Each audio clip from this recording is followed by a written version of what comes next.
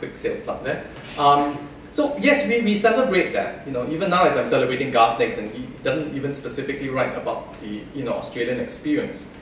Interestingly enough, I asked the Australian High Commissioner. I'm going to go on. I'm going to digress a bit. I said, would you support the visit of Garth Nix here? And the High Commission, the Australian High Commission, they say, oh, our budgets are very tight. We prefer to support writers who write about the Australian experience. And Garth Nix is not Australian. Well, Garth Nix is Australian. He lives in Sydney, but he writes about fantasy. And he's got nothing set in Australia, right? It's all in. But that's the reality. I mean, the High Com has only got so much budget, so they actually said, can you? And they actually say, we like writers like Alice Pang. Okay, Alice Pang is a Cambodian who wrote about growing up Cambodian in Australia, and then she said, oh, an Aboriginal writer. Okay, so this gives you a sense of how an institution might approach this. Doesn't mean it's right, but if you have only one, if you can only support one writer, let's say you're the High Commissioner, and you only can support one writer to come in, who would you give it to? Because you're representing the interests of Australia, right? Who would you give it to?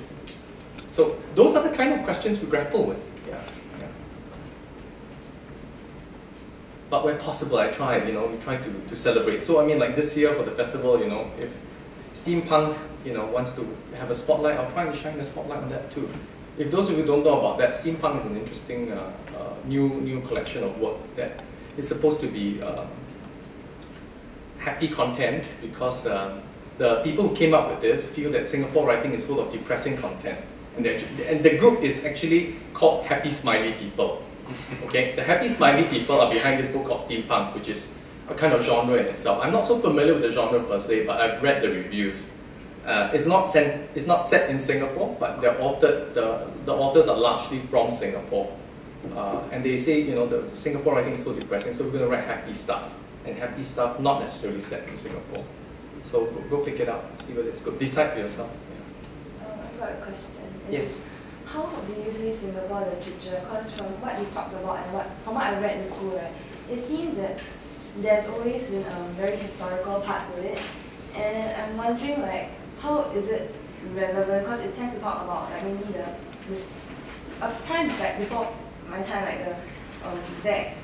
I don't know. I remember this poem I read in school about how Chinatown has transformed from what it was then to what it is now. Yeah, another urban renewal poem, yes. Yeah. Urban renewal poems, also, yeah. This is just a comment, but personally, I prefer reading Singapore poetry than prose, because I find that I don't really know what a Singapore voice is supposed to sound like. As in it tries to be Singaporean, but it somehow doesn't really resonate with me You mean for the fiction? Yeah, I don't read much, but from what I read, that's my general impression. So, how do you see Singaporean literature? Do you think it's important? Oh, it's very important. I think it's one of the few intangible cultural assets that we have. Okay, because poetry, it's like I can give a lecture on this. It's quite a hard answer to give, because again, I would say it depends on what your teacher was thinking when he or she exposed you to the particular collection of poetry. Okay, because there's been so much poetry written in Singapore, and because teachers being teachers, at least in the school, in the secondary school setting, they would take works which they know that have been around for a while. So sometimes recency is a problem, because they may not be sure whether the work has got critical standing or not. And the reason why Shakespeare has got critical standing is, I mean, come on, there's been 4 centuries of critical writings on it. There's no doubt about merit, right? But when there's a recency, I mean, for Singapore writing, because a lot of it's new, so what would the teacher do? They'll say, okay, I'll go look at Edwin Tambu. I will go and look at Li Zhu Ping. I'll go look at Arthur Yap. Because, well, they've been around, right? They've won cultural medallion, so they must be quite good, right? And then they start from there. But when they take a piece from there, then because their writing is anchored in a particular time and place, especially Tambu's earlier poems. I mean, Tambu's earlier poems are set in the 50s, right? And they are really about the colonial struggle, which if you were to read, you might find completely irrelevant, right? But I would argue it's of course part of Singapore's story, right? Just as, I mean, why should we study, again, back to my daffodils? I mean, here we are reading about daffodils and the Queen Elizabeth I, and I know a fair bit of those things, And as much as I enjoyed it, I was like, okay, I know all this stuff, but why shouldn't I know that there was urban renewal in the 80s?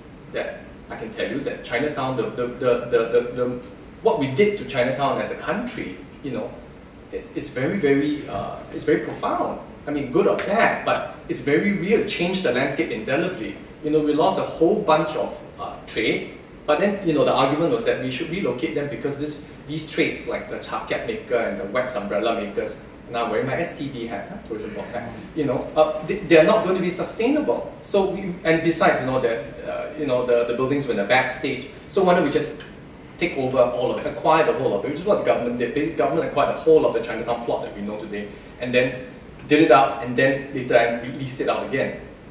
The thinking then, rightly or wrongly, was that, you know, it's part of urban renewal because it was falling apart. But there was a loss there. We lost a whole bunch of the flavors of the streets. For those of you who know Chinatown, you know Chinatown has got very interesting kinds of history. If you've been on a walking tour of Chinatown, they'll tell you which building was a brothel in the 19th century. This prostitute died of an opium overdose, and then this building now is selling batik or something, you know, selling fabric. You know, and then they'll tell you that during the war, this is where comfort women actually served.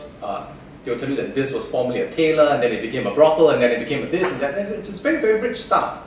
And also the dialects, you know, the fact that parts of Chinatown, I'm sure you may know this already, but the part of Chinatown that we associate with Chinatown complex is Cantonese. The part that's around Clarke Quay was Teochew, etc. So to me, it's fascinating stuff, right? So I will put it to you, but even if the urban renewal poem was set in the 70s, doesn't it still have some thread of connection to you? Just a question, right?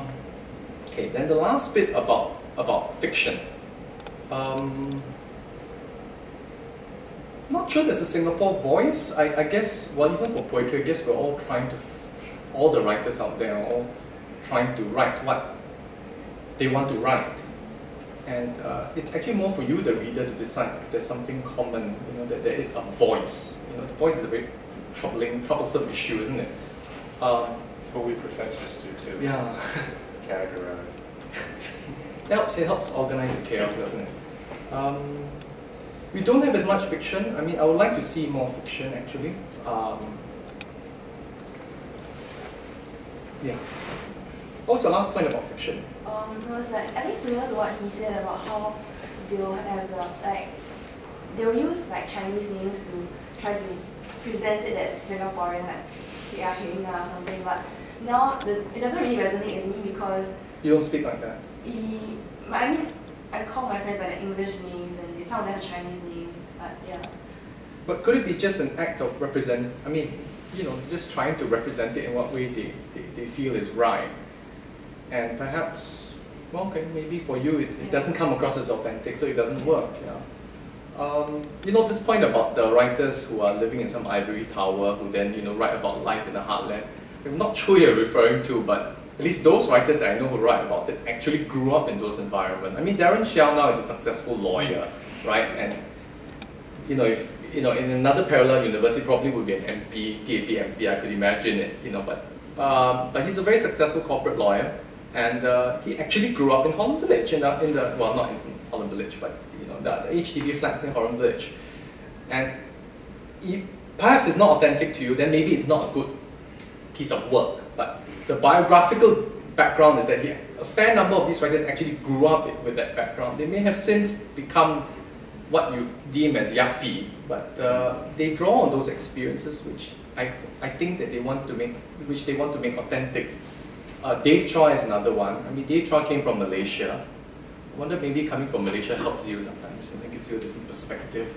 And he's just got a new collection of short stories out called The Beating and Other Stories, which was part of the bunch of writers that actually NAC supported as part of the what we call the Arts Creation Fund, the one I was telling you, the J.K. Rowling thing. So, so we supported Dave for that.